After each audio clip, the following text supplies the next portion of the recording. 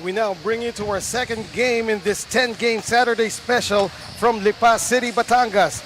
It's the 16 under South quarterfinals matchup with Game 2 of the best-of-3 series between second seed Las Piñas, who just need a win today to clinch a spot to the division semis. But Mindoro wants to prove that they're still in the thick of the fight and would try to extend this series to a winner-take-all as we continue the live coverage of the country's premier basketball league, Manny Pacquiao's Junior MPBL. Our schedule for today, so far we are in the second game only. San Pedro Biñan already done in the 14 and under. Then Mindoro versus Las Piñas. Cavite versus San Pedro in the 18 and under. Then from 14 to 18, Palawan versus Muntinlupa in 14 and 16. Las Piñas versus Leyte. And then we go back to the 14 under. Dasmariñas versus Quezon.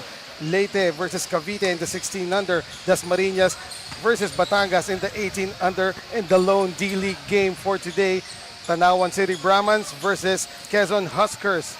Good morning to you, Lipa City, at sa lahat ng ating mga kaliga. Si Eman Cabilis pa rin po kasama nyo, at kasama natin si Coach Noy Africa along with Daphne Cristobal, our courtside correspondent. We now go to our second game of the day in the 16 and under. Coach Noy? Well, again, a higher seed team winning game one. That has been pretty much the theme in our opening weekend for the playoffs. So right now, Las Piñas with an opportunity to proceed into the division semis. As you see the matchups on the north side of things, it's Bulacan versus Rizal in a 1 versus 8 matchup, a 4 and 5 matchup. Antipolo and Manila. Number 3, San Juan going up against number 6, Marikina. Number 2, Quezon City going up against number 7, Mandaluyong. While in the South Division, you have San Pedro going up against Dasmariñas. Cavite versus Leyte in a 4 and 5 matchup. Palawan, number 3 versus number 6, Muntinlupa. And then Las Piñas, the number 2 seed, trying to win this one and proceed to the division semis against Mindoro.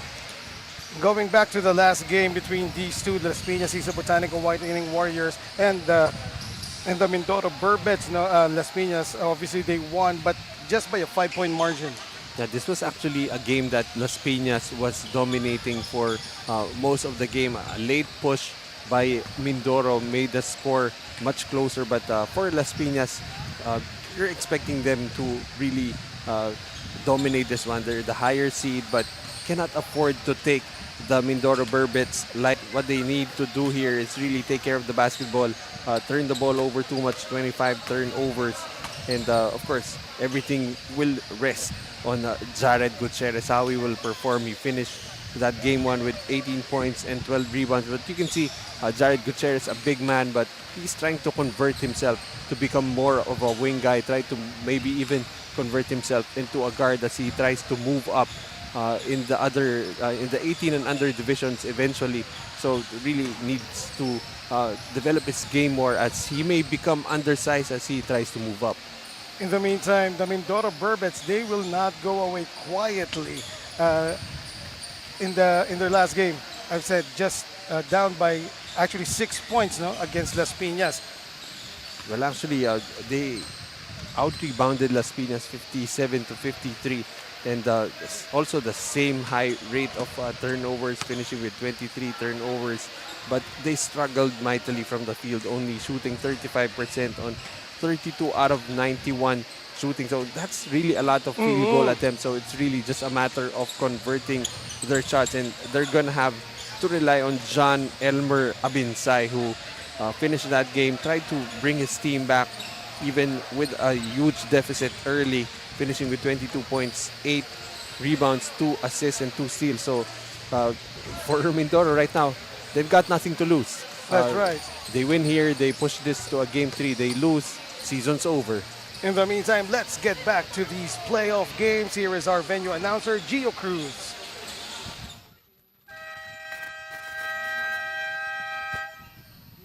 Good morning, ladies and gentlemen. Welcome here at Lipa City Youth and Cultural Center here in province of Batangas.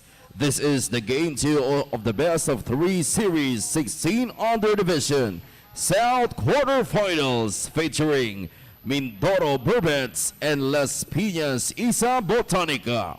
Now let's meet the starters first from Mindoro Bluebirds. Starting guard number 1, Lance Villalobos. Under guard number 61, Bitwell Sembrano. At forward number 4, Jaiko Almendral. Under forward number 77, Nash Kudyamat. And at center number 82, Jonathan Masikat. Head coach is Jawin Villalobos. Assisted by Glenn Villalobos, Harley Noche, Jonard Makatangay. Team managers, Bong Berberabe and Ivan Nokum. Now let's meet the starters from Las Piñas, Isa Botanica. Starting guard number 4, J.B. Galang. Under guard number 34, Jairus Lonto. At forward number 9, Rico Sands. Under forward number 26, Julian Fuentes. And man in the middle, number 1, Jared Gutierrez. Head coach is Jade Padrigao, assisted by Eliazar Gutierrez, team manager, Makoy Palima.